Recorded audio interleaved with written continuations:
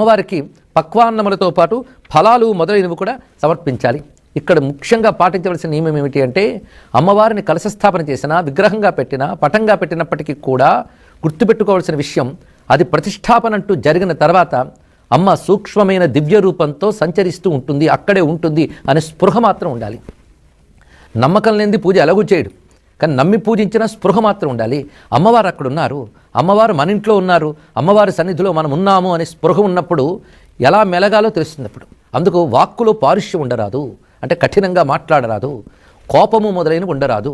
కోపం మొదలైనవి కానీ వచ్చేయా వాడు అస్పృశ్యుడితో అంటారు, ఆ దుర్గుణాలే అస్పృశ్యత. కోపం వచ్చితే అది పెద్ద దోషం.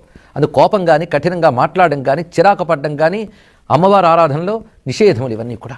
అలాంటి సౌమ్యమైనటువంటి స్థితిలోనే ఆరాధించాలి. వాడికి అవకాశం ఉంటేనే ఆరాధనకి సన్నద్ధులవ్వాలి. ఇది ఒక ప్రధానమైన అంశం. త్రికాల పూజన నిత్యం నానా ద్రవ్యైర్ మనోహరై గీత